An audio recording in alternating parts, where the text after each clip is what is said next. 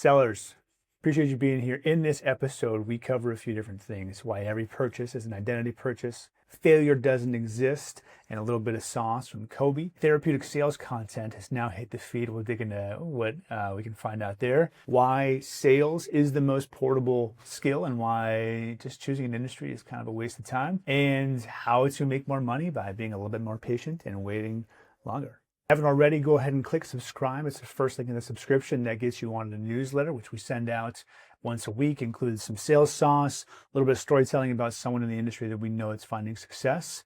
And basically, it is a daily newsletter written by the #1 rep in your company that is going to give it to you like a fellow rep and not just some other boring person in sales.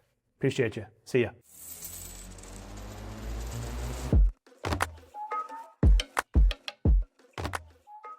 Sellers, good morning, good afternoon. Number 50, welcome in. Hey, first topic I have for us is every purchase is an identity purchase. Did you see this tweet? I did not know.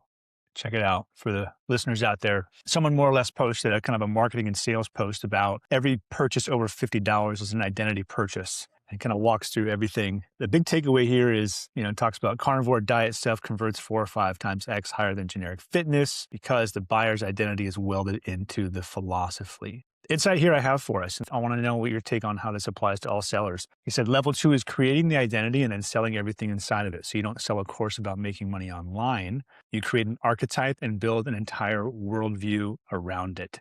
Have you sold products like this? Do you buy products like this? What is your take on kind of world building and selling anything?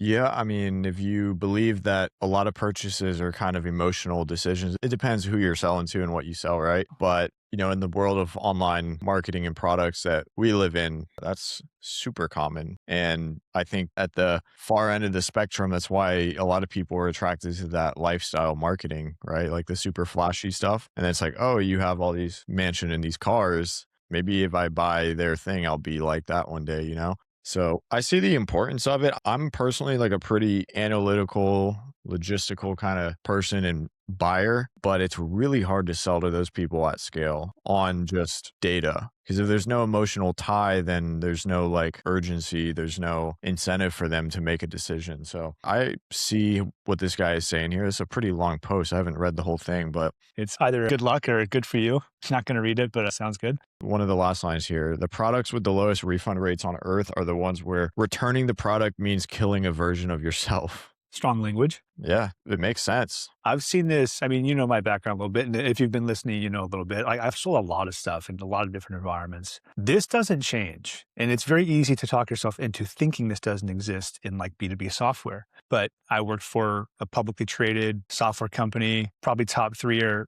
player in its space with good market share. The reason people bought that software had nothing to do with what the software did. It was because they needed to tell their executive leadership and the board that they were buying the top products in the market. This company was more or less a data provider. They needed to tell their customers and themselves that they were getting the best data because that's how they could justify winning. That's interesting. This is a pretty cool post. Another example is like commercial real estate. When I was doing that, the reason our firm would win clients is because they needed to feel like they were hiring the local guy because they had already hired the national guy and they had a really bad experience. So it was just like they needed to be the identity that they were playing locally. In fact, it played for us in marketing because we could then announce like local company headquartered here, but big multinational corporation hiring local commercial real estate firm to do their deals. It was an identity that they had to work around.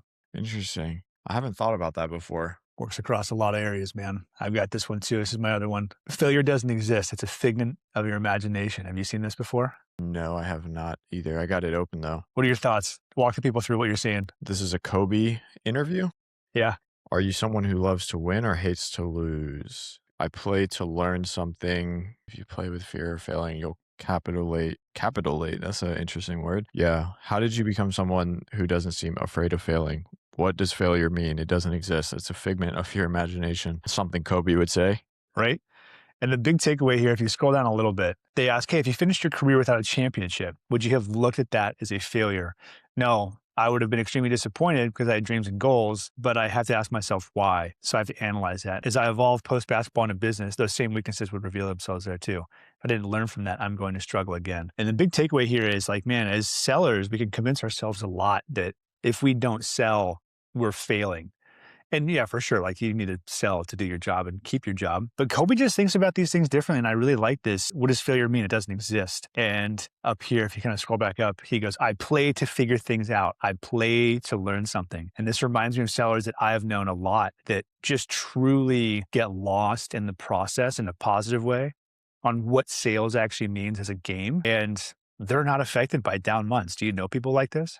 I mean, I think it's a lot more common with the people I know in entrepreneurship, but Mhm. there's a few people that come to mind on the sales side. I think a lot of the people I know in sales are pretty early in their career, Mhm. or, in the first 3 to 6 years, like a fair amount of them. Sometimes you got to work up to start building your stride and all that. But I know there's people out there like that, but in the performance based nature of sales with young dudes, I think a lot of people lack that resilience in terms of just day in, day out doing what's required. But it's definitely a trait that they should try to find 100%. I think this is something that I try to embody myself, and it's served me well. I think that's a good point. If you're trying to make the shift from selling to entrepreneurship, which a good portion of our audience explores more or less, that is like necessary. Play to figure things out, play to learn something. Yeah, the whole concept of you never fail, or you don't lose until you quit, or you don't lose basically until you're done.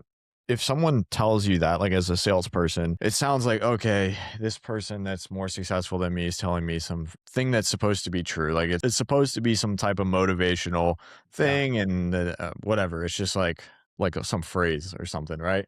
Yeah. But it is actually true. Like it's actually down to the ones and twos. Very simple. Hmm. If you keep going, you cannot fail. And even if you're like walking through what feels like a failure, that does not mean you have failed. Like you only fail if you literally do not keep doing the thing. And I think, especially in entrepreneurship, but in sales, if you're pushing into new heights, new income ranges, new client sizes, whatever it is, like there are supposed to be problems. Like there are supposed to be difficult things because that's just the barrier of entry to play in that new league. That's why not everybody plays in that league, right? I think if you can kind of rewire your brain to look forward to these moments, even though that seems kind of weird, it's just going to set you up so much further. Big time. I also think that the sales industry as a whole, I'm guilty of this as well, kind of co-op small mentality, right? It's off the shelf. It's a nice thing you can pick up and say, I'm going to embody what that actually means. This is kind of counterintuitive to that. Like I think mama mentality for a lot of people would be win at all costs, be obsessed with winning, be obsessed with performance and numbers and metrics and, just go balls to the wall. And Mhm. Kobe's saying something quite opposite. It's like, no, actually be patient. Don't avoid the work, but don't necessarily be tied to Yeah. failure or success. That's cool. There's another saying about that, about being impatient with the actions and patient with the results, Ooh, one more time. or something like impatient with the short-term task, I don't know the exact word for word That's bar, good. but it's basically like in your day-to-day, you need to have impatience, but when it comes to the results, just you shouldn't really be thinking about it on the day-to-day. Just do the work that would make it unreasonable for you not to get there, pretty much. Do the work to make it unreasonable. I like this. Cool. You've got therapeutic sales content is in. I've got to open this up. Talk Yeah. us through what for the podcast listeners out there. What are we looking at? So if you guys are on social media, you follow our podcast, we've talked about people, we've shared stuff about sales content. I don't know if we just get a higher frequency of it because we are in sales, or if this stuff is just truly hot right now. But for the first time, I found what I would call therapeutic sales content. It's this kid in a lake doing what I think is fly fishing. I'm not so sure. He's got the Yeah. headset on and he's talking to someone about trying to buy a house, wholesale real estate. He's got some like very chill music in the background. He's got like I don't have the sound on in front of me. I can't remember. He has like some accent. I don't know if it's a Southern accent, like kind of a calming tone. And he's just like sitting there casting his rod like over and over, trying to overcome the objections. But I was just like, it's just all so chill and calm. Some of the other sales content is the opposite of that. It's like, it's loud, it's Yeah. rambunctious, it's forceful. But this was like, it almost, I'm not gonna say it was like ASMR style, but it Yeah. was like definitely, I mean, it has almost 30,000 likes. I don't know how many views, but it's definitely a pattern interrupt, we'll call it. Did you see it with sound on? No, I'm watching it without sound on. It's almost captivating without the sound. I can kind of almost imagine what the sound is. Mountain range in the back, vitamin D maxing, sunset or sunrise, either one, shirt off. Yeah, different style of content. Have you seen Interesting. anything like that before? No, it's like cozy sales content. This is I'm a little bit not quite yet myself, but on my feed there's like cozy entrepreneurship stuff coming in. Mm. Like I make I make 7 figures a year working from my cabin, and it's fireplace in the back, dog on the bed, cup of coffee, laptop lock in. I dig this. It kind of reminds me of that one dude who would make the nature YouTube videos. He'd just go out there and like stay the weekend, and he like got super famous and then went basically stopped making videos because he's like, this is not why I did it. Do you remember Yeah. that guy? The Canadian guy? I don't know where he was based out of, but he would just do random outdoor stuff, film it. Yeah. Yeah, it kind of Like make reminds me of food that. outside. I remember this guy, I think. Yeah, I think I know who you're talking about. Yeah. Anyways, sales content just got a new form. You guys go try it out. This guy's name, by the way, Walker Richardson. It is WKR_RCHRDSN if you want to check it out. Walker, we'll have you on the pod. Yeah. Comment Walker down below. Tag him. We'll get him on. In this week's pond for our sponsor, the Serial Sales Community. I was actually a member of this community a while back, a few years ago, that got me into selling with a great company in online. And the number one thing that people always go to find and learn about sales is sales training, but that doesn't move the needle enough. We firmly believe that if you actually solve for selling for a great company, selling a great culture, and selling a great product to customers that want the product on an inbound basis, that's going to move the needle most for your sales career. So if you are out there wanting and thinking about a different route, or you want to pivot into something new in sales, check out the Serial Sales Community. It's going to be in the link in the description. And if you hop on that call and you want to move forward with us, just mention because of sales, give you a little discount. All right, back to the pod. Cool. You've got skill more than industry. Expand. Yeah, so one of my favorite things about sales is how once you get good at it, it's something that you can take into any industry. I mean, you were just saying you've sold a lot of different things. I've sold different things. There's a lot of occupations that are the inverse of this, where you learn the industry and not necessarily the skill that would apply to other industries. I think that's pigeonholing yourself a little bit. We were in the community that I run yesterday talking about different types of sales. We are in the 1099 remote setting closing space, but we have people who go to and from tech or other things. Just, salespeople see a shiny object, they want to give it a try. Cool. They're allowed to. But we were talking basically about how the most important thing is just the fundamentals. I mean, you stepped into a different industry. I don't know how long ago it was, but you said that the experience from what you had done over here in the contracted world was made you highly favorable when being considered for what is like a pretty desired role, desired position, opportunity. So I just wanted to open up the discussion on the fact that sales and other skills, but we're here to talk about sales. It's so much better to like become a master at the skill than it is the industry. Cause let's say it depends. It depends. But in most cases, the skill is better than the industry. Cause dude, I know people like I go on Reddit, the sales subreddit, because I write the newsletter. I'm doing research, I'm gathering information. And there was a thread that came out. It was like, hey, sellers who make 7 figures a year, what do you sell? And it was like the most random shit. It was like, I sell commercial HVAC.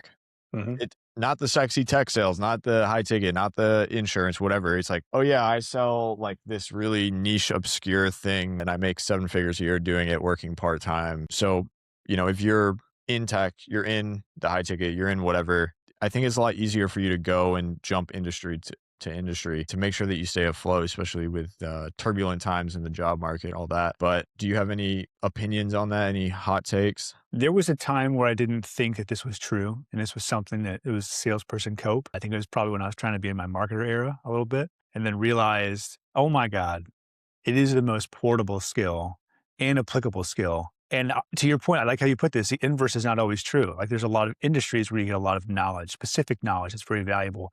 But as soon as you leave the room into a new industry, all that is left behind. I think a lot of the like finance is like this. If anyone tries to escape finance, I've heard horror stories about like, man, it's such a niche area. It's hard to make that skill portable. Yeah. Someone having benefited from having a portable sales skill set and then tacking things on, add-ons, career add-ons, if you will. I'm a big believer in this now, that sales is foundational. And I actually have proof of this because probably once a month, I have to do some sort of sales activity.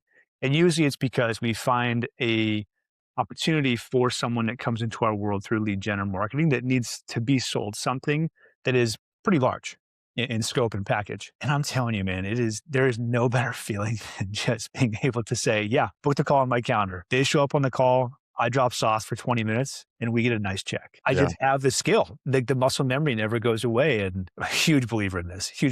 And I think you posted about this earlier this week on your personal page. I don't remember where, but like you were talking about how, Billies always talk about if they had to start over, what would you do? Sell. And that's kind of the perfect encapsulation of what we're going after here is that like, there's no faster way to get results for what you want. And it's also necessary for any sort of success that you want in business, sales, because it's baby. I forgot that was a pretty recent thing. The whole concept of why do all these rich people keep saying to get a sales job? Like, why aren't they saying get a different kind of job? Like, why is it always sales? And real quick, I didn't mean to cut you off, but like, think about those guys. They're in and around software. And maybe for a brief time, they were thinking and telling people like, oh, you should go code. They jumped off that bandwagon pretty quick. And no longer are people saying, oh yeah, everyone should learn to code. We are back to square one saying, you know what the skill is? You know where the edge is? Sales. Yeah, man. I mean, the more I see coding has just been completely changed. Like you cannot be a coder today that is not using AI. Like you just straight up cannot. On the other side of that, there are a bunch of salespeople that still are not even using automated email replies or like not replies, pre-call stuff. Like they're still doing basically not much. And the more I see AI eat up these other industries, the more I am kind of having hope that sales is going to be here for a while. I mean, they don't like talking to AI, especially when they know it's AI. Yeah. I think sales is still a really good bet, man. And then look, if you talked about skill stacking, get good at sales, stack on a little AI, stack on a little marketing, stack on a little product. I don't know, coding. Before you know it, dude, you're in the position to start and scale a business. Like that's as simple as that. Or if you don't know how to do marketing, paid ads, like if you're in all these sales jobs, it's probably chances are you're going to run into someone who does. Mm-hmm. So I'm still bullish on sales. Yeah. Sales maxing, obviously. I would hope that you're here because you're also a sales maxer and listening. You've got effects of forcing a shorter sales cycle. I'm interested here. This is relevant to my world. What does this mean? What do you got? Yeah. So in my day job, helping people get the contracted roles, we have a handful of people that work on 2 teams in the same industry. And from what I understand, their products that they both offer are comparable, very competent people on either side. One of the teams just did a record month, I believe, at $1.2 million in a month. They've got a full sales team, been around for maybe 4 years, the business owner. The other team crushed a $3 million record month, but is consistently above the 7-figure mark. Same layout, like product suite about sales team is there, management, everything. But the difference between these two, also this $3 million a month one has not been around for 4 years. They've been around for like 2.5, maybe. The difference that I've kind of gathered from talking to the sales reps that I know on either side, by the way, they're all making a shit ton of money. Like I get probably maybe like 7 people that are all making over 10 grand a month minimum from our community on these 2 teams. The difference is the $3 million a month company intentionally does the 2-call close or 2-call and like really dialed in email nurture sequences. The one that just had a record month at 1.2 and usually hovers under 1 million is pushing for a 1-call close. Now, there's also a difference in the funnel. The smaller one that pushes for the 1-call close is running straight from paid ads to a sales call. there's not so much nurture happening besides what they can send in the short time between booking and the call happening. The $3 million one that also has the longer sales cycle runs people to a big conglomerate newsletter. And from the newsletter, they have CTAs. I think it's almost daily now. Uh-huh. It's a valuable newsletter, but then they have CTAs to work with our team, book with the team. I think forcing the shorter sales cycle, hold on, let me back up. What I know about the smaller one is there's a few more agencies involved, meaning Mm. the incentives are a little bit, they're not all truly aligned in one form like the other company. So I just wanted to point out some of those differences, how pushing for that one call close is actually maybe potentially having or creating a smaller opportunity for the people on that side, and how sometimes, man, and we kind of take this approach with our business. If you know your shit's good, just putting it out there, letting people know it exists, staying top of mind, and they come back eventually. You said you're in the middle of trying to shorten up the sales cycle. Like, what are you guys doing right now? We're not trying to shorten it up. It's we're actually going the opposite way. We're going to that $3 million company you're talking about, where we had previously, because our funnel was so high trust and it was a lot of organic traffic and referrals, that we would push for a fast sale. And it worked. And then it started not to. We are now adding on more lead gen channels and specifically running to new colder audiences, and at least paid traffic. They might be a little bit more warm than we think they are, but more or less cold. And we are slowly walking the path of having longer sales cycles. It feels like it is uncomfortable. There's a lot of discomfort in the short term. So we're kind of waiting to see what happens from this. But we have a person in place that is comfortable doing this and does this very well. And so we're full trust mode. We have jumped out of the plane, no parachute, or like it's going to work out. And so this is timely for us. We are basically tripling our sales cycle, more or less, Yeah. with the hope that it will work out. I think it becomes more evergreen, man. The long form stuff it's just hard to beat, man. There's a lot of flashy, funnels and stuff going around, but YouTube, podcasts, and email is just really, really hard to beat. I think we talked about it a little bit, but in our business right now, we're about to launch a paid ads funnel. Right now, we don't do any paid ad to book a call funnels, but we're going to try this thing, hopefully, that is, call it a quiz funnel, which is basically backed with like a AI bot that's trained on all of our process and our interviews, our results. And the idea is that we run an ad, they click on it, they have like a 60-second quiz conversation. It pairs them with an interview that we ran that's like similar to where they're starting from. And then there's a call to action to book if they're hoping to have the opportunity to do the same. Not ironed out, but I just wanted to kind of bring that up again for people listening. If they're looking for a cool funnel to try, we're about to implement this right now, see if we can get some more booked calls. Because let me give a little backstory. Our bottleneck in scaling this business right now is just booking more calls. Once we get people on call, product is good. We have great referrals, show rate, cash collected, close rate. It's all good. We literally just need more booked calls. And how do we do that? Content and paid ads. Like, that's what we're doubling down on. So anyway, some insider alpha for the listeners. Love it. Take longer, make more money. Yeah. And then in the meantime, like, you're building up an email list, you're building up Right. people that you can just stay in front of, versus, like, I'm not knocking cold calling, but cold calling, you catch them at a bad time, they cuss you out. Like, you have their data, but what are you going to do with it? You might call them again, but Yep. unless you can like strong arm your way into getting a moment of their time, like, the data is just going to waste. So it's like, how do we instead create like a magnet? It's inbound sales, man. How do we create the magnet so that they're here by choice, and then in some cases being paid to show them that this can work for them? Yeah. It's like the flywheel effect. So all in a day's work, man. All in a day's work because of sales, man. Inbound is better than outbound. Definitely. I think all these people that are traditionally running outbound sales, man, like, there is a world where you make it inbound and your life gets a lot better because of that. All roads lead to that.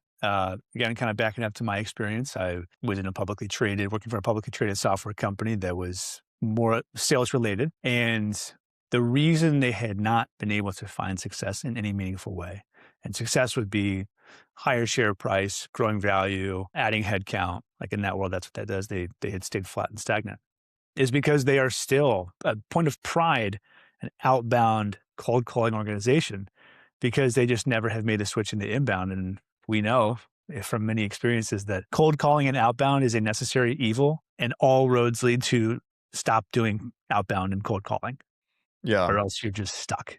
It's just a treadmill. Yeah, truly. Stoke the fire 24/7. And running inbound, dude, if you do it right, it can be so much more profitable Mm-hmm. Yep. and scalable. So, yeah, dude, inbound sales for the win. If you guys are not doing inbound sales, you're doing the wrong thing. Yeah. Pivot immediately. And oh, by the way, if you need help with that, we can help out with that. Yeah, we do that. Cool. Anything else? I think that's it, man. That's all I had.